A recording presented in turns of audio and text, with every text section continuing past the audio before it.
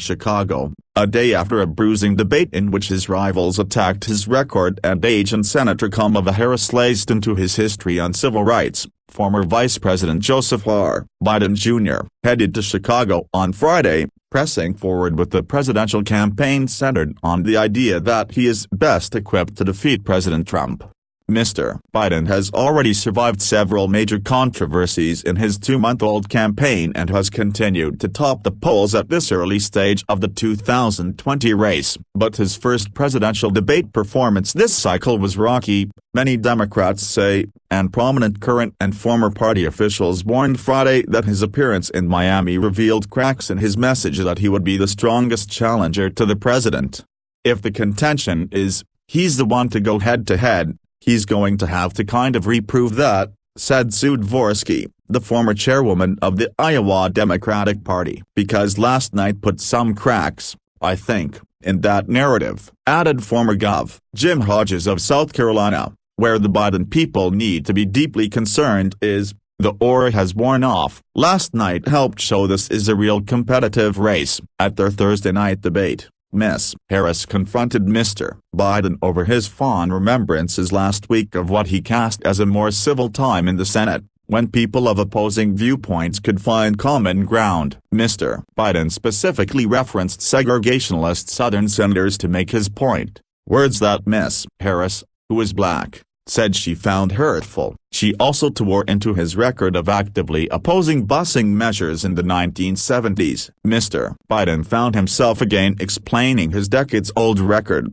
reminding voters he served with America's first black president and that he was a longtime champion of civil rights. But in the process, Democrats said Friday, he appeared to be on the defensive, even cutting himself off abruptly when his speaking time ran out, but the moderators had not yet intervened. There's a lot of room for improvement, said State Senator Marlin Kimpson of South Carolina, and he has to learn from this experience, particularly when he has a strong record on civil rights. Privately, a number of Mr. Biden's allies and associates were taken aback by the intensity of Ms. Harris's argument, and some quietly acknowledged that the former vice president could have been stronger in response, but others insisted that his failure to return fire in an equally assertive way signaled his ability to stay above the fray. He's the front runner and we fully expected attacks to come, but he wasn't going to engage in a back-and-forth and personal attacks, said his deputy campaign manager, Kate Bedingfield. And he didn't. At a labor luncheon sponsored by Rainbow Push Coalition, a civil rights organization based in Chicago, Queen Weiner, 67, frowned when asked about Mr. Biden's debate performance. He was not up to par. He was not on his game. He was not with it, she said, pausing for emphasis after each sentence. I was with him and I'm still with him, said Ms. Weiner, a retired school teacher who had arrived at the labor luncheon to see Mr. Biden speak. But he's going to have to start thinking on his feet. In an interview, the Reverend Jesse L. Jackson, founder of Rainbow Push, said he had watched the exchange on busing and civil rights between Mr. Biden and Ms. Harris. It was a moment for him to admit an error in judgment at that time, Mr. Jackson said. He chose not to. Mr. Jackson, who has not endorsed a candidate, said he still believed Mr. Biden was electable, but that there were other candidates who could beat Mr. Trump, including Ms. Harris and Senator Elizabeth Warren of Massachusetts. I hope he'll make some adjustments, Mr. Jackson said of Mr. Biden's campaign. Carol Morris, 61, an administrator for the state of Illinois, said she disagreed with the perception that Mr. Biden is the most electable Democrat. I don't think he can beat Trump, she said.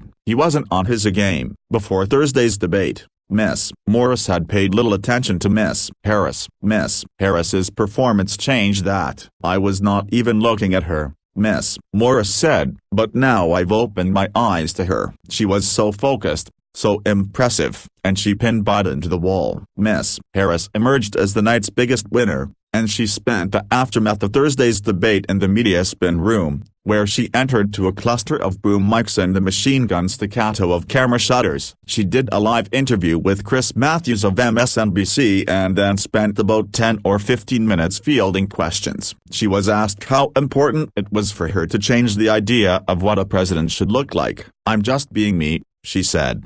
"I'm on that stage because I believe that I can add a voice to the discussion, and frankly, I can offer the American people an opportunity to elect a president who has actually got an agenda that's about focusing on what keeps people up in the middle of the night. That's why I call it our 3 a.m. agenda. It is about being on that stage, to fight for what we need around decency in having a president who will speak truth to the American people."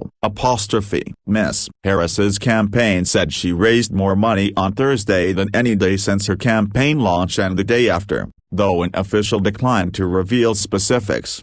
Her campaign store pushed sales of T-shirts featuring a photograph of Ms. Harris as a child, referencing her remark in the debate that she was bused to elementary school. An emailed fundraising solicitation reminded would-be donors of the first memorable line Ms. Harris delivered earlier in the debate: "America does not want to witness a food fight, they want to know how we're going to put food on the table." Text messages from the Harris campaign flatly declared, "Kamala just got off stage and it's clear she won tonight's debate."